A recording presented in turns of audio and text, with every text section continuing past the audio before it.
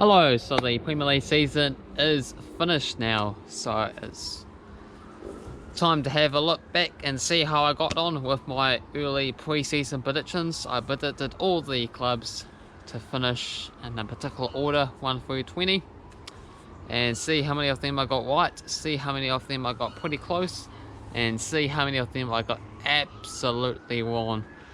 So first up, 20th spots, I picked Norwich City to come in 20th. And I was spot on with that one there. Newly promoted sides, they quite commonly yo-yo between the divisions, the Premier League and the Championship. They didn't spend a lot of money and they ended up losing the last 10 matches in a row, so they went down with complete ease. Lack of goals being the main part of the problem. 19th place, Brighton, I had them to finish in, because they were just surviving last season. I believe on either the final day or 2 games left to go there, they just managed to get over the line. But this time they managed to finish in 15th, so they're able to secure things a little bit earlier, but you know, they were potential relegation threats. And 18th spot, I went for Crystal Palace. They ended up finishing 14th. And they dropped all the way down to 14th because they were in the top half for large parts of the season there. There was big talk about the Wilfried Zaha transfer going through, so I went for them to be relegated, but I got that one wrong as well too. 17th spot, this is one of the absolute botch ups. I went for Sheffield United, and Sheffield United, as you know, had an amazing season. They just missed out on a Europa League spot as well too, managing to finish in 9th, so eight places off on that one. I did have them to survive, unlike some other people, but they did a lot better than that. As the playoff winners from last season, you wouldn't expect them to be in a top half finish in their very first outing back in the top flight. And 16th, I went for Southampton, and after losing 9-0 against Leicester early in the season, you think that might be about right, but they ended up coming in 11th place. So credit to Southampton from turning things around, and good old Danny Ings, who managed to just get picked on the golden boot race. And 15th, I went for Bournemouth, and Bournemouth, after what was about 5 years or so in the top flight, have now been relegated with the classy Eddie Howe manager, who took them all the way up from League One to the Premier League, and they got into the top half, and they basically went as far as they could, and then slowly sort of climbed back down in the recent seasons there, and now they actually are gone, and they ended up winning on the final day, but it wasn't enough. So commiserations to Bournemouth, and you think that would be the end of Eddie Howe's journey at Bournemouth there. And 14th, I went for Burnley, and they ended up finishing 10th place there, and have a bit of a soft spot for Burnley, as they got Chris Woods at the moment there, the New Zealand striker guy, who's managed to score 15 goals this season, so pretty impressive stuff representing my country.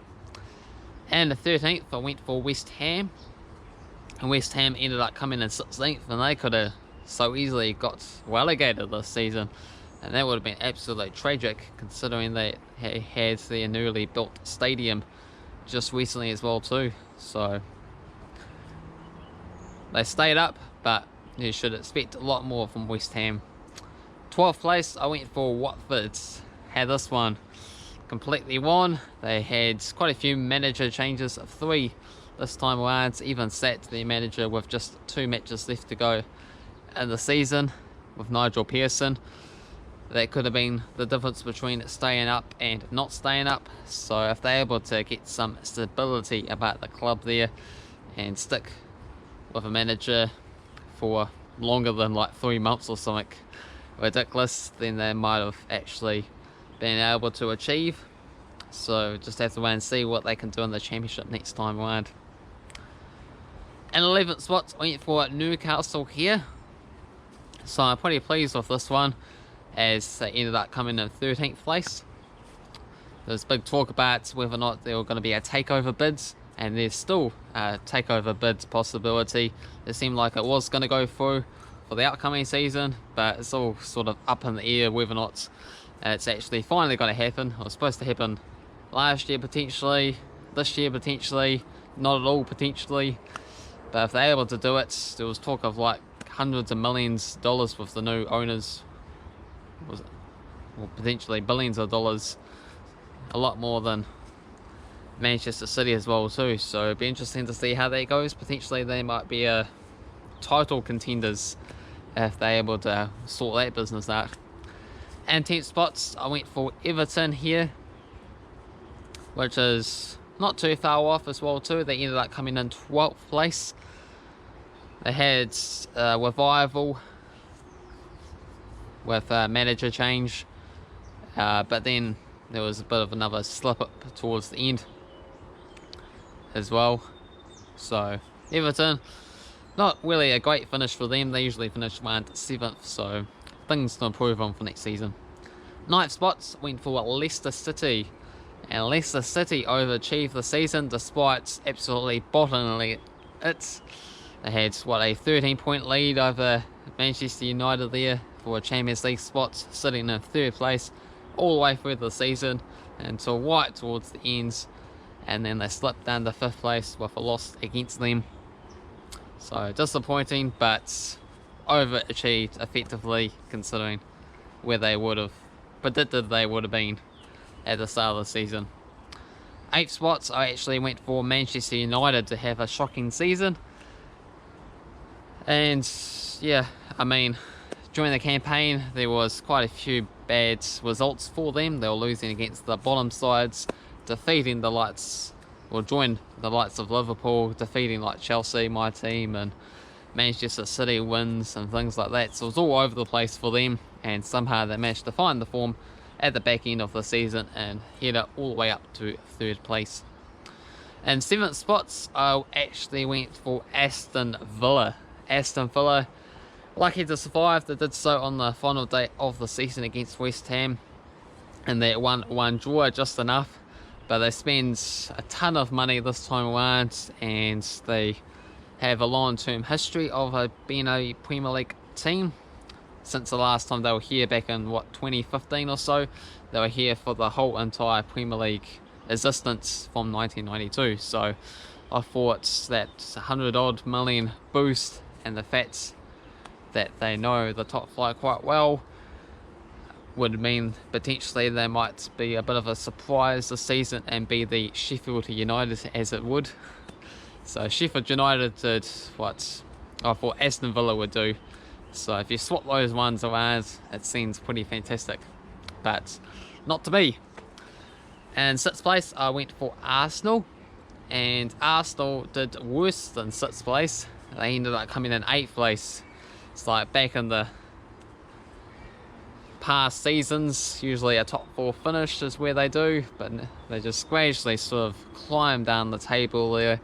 Sort of lots of different manager changes, trying to find the right system,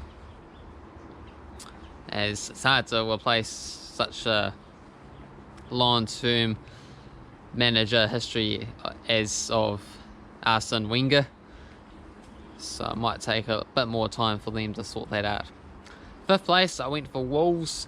They ended up coming in 7th there, and they'll have to wait to find out whether or not they'll be in Europe next season. They were relying on my team to do the job against Arsenal in the FA Cup final. 4th place, I went for Tottenham. They ended up coming in 6th place. They made the Europa League on the final day of the season, with Jose Mourinho at the helm.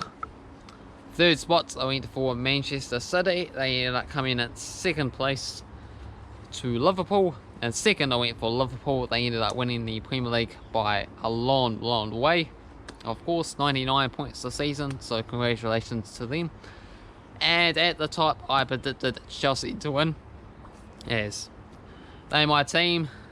Even though we had transfer bans, it's a good opportunity to give the young players an opportunity, and Frank Lampard, former player, long-term player, and a little bit biased fan, so that's why I predicted Chelsea to win the league. They ended up coming in 4th place, so it's a reasonable achievement considering that everything was against us. So we're in the Champions League for next season, so that's quite exciting.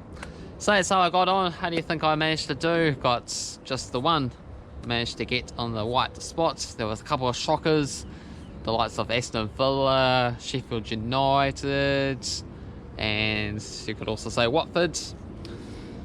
But you know, it's sort of so-so. But feel free to let me know what you think.